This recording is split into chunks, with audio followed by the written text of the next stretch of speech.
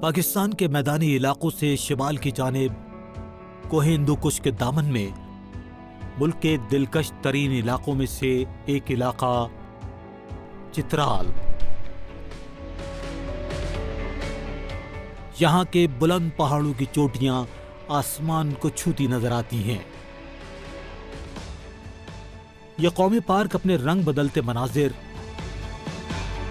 سیدھی ڈھلوانوں اور خاص طور پر ایک بہت ہی منفرد جانور مارخور کی وجہ سے مشہور ہے۔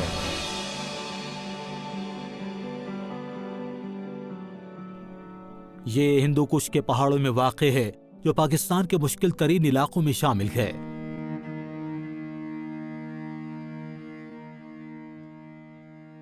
چترال گول نیشنل پارک 8000 ہیکٹر پر پھیلا ہوا ہے، جو پاکستان کا سب سے بڑا نیشنل پارک تو نہیں لیکن رقبے کی کمی کے باوجود حیرت انگیز طور پر خوبصورت ہے۔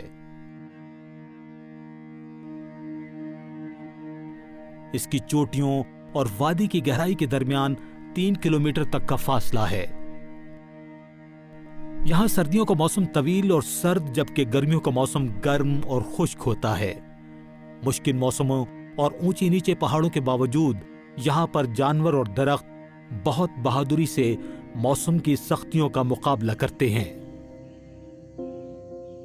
بلندی پر واقع چٹانوں میں اس قدر کم مٹی ہے کہ دیودار کی درختوں کی جڑیں زمین کے اندر ہونے کی بجائے سخت چٹانوں پر پھیلی دکھائی دیتی ہیں۔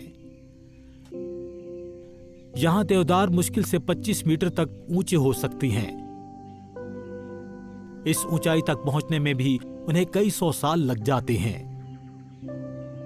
ان میں سے کئی درخت ایسے ہیں جن کی عمر 1000 سال یا اس سے بھی زیادہ ہو سکتی ہے۔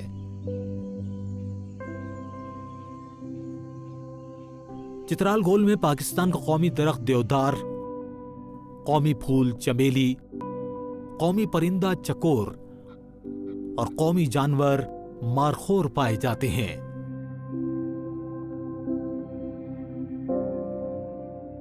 اس پارک کے گمنام یہ ہیرو کیڑے مکوڑے ہیں جو زندگی کی ضرورت کو پورا کرتے ہوئے پہاڑوں کے لیے بڑی معمولی سی مٹی بنا پاتے ہیں اور اسی مٹی پر دوسرے جانوروں اور پودوں کا انحصار ہے۔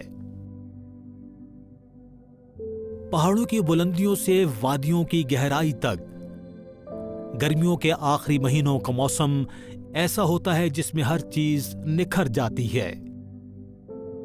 پودوں اور درختوں کی بہت سی اقسام ایسی ہیں جو گرم موسم میں سخت سردیوں کا مقابلہ کرنے کے لیے اپنے آپ کو تیار کر لیتی ہیں۔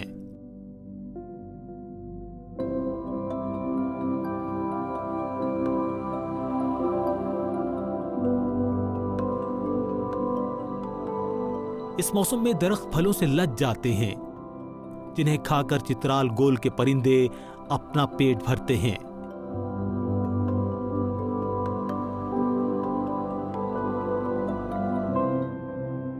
چترال گول کا خوبصورت منظر یہاں موجود مخلوقات کو کئی طرح سے فائدہ پہنچاتا ہے۔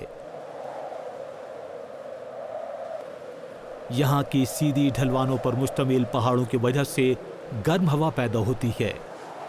گدھ جیسے بڑے پرندوں کو اس گرم ہوا کی وجہ سے اونچا اڑنے میں آسانی ہوتی ہے، جہاں انہیں شکار کرنے کا زیادہ موقع ملتا ہے۔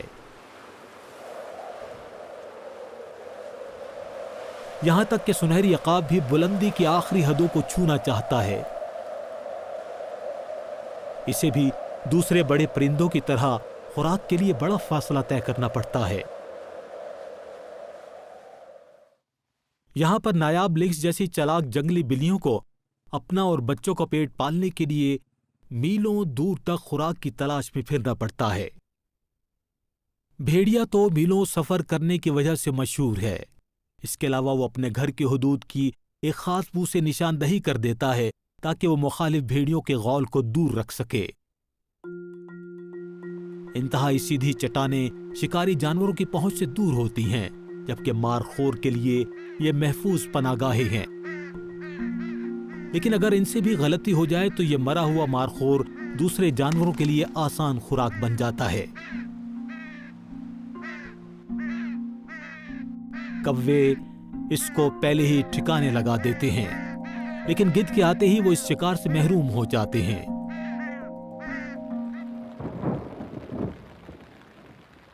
جیسے ہی گرمیوں کا سخت موسم چترال گول سے رخصت ہونا شروع ہوتا ہے، لیکن حیران کن طور پر بہت سے جانوروں نے آنے والے لمبے سرد موسم میں اچھی طرح زندہ رہنا سیکھ لیا ہے۔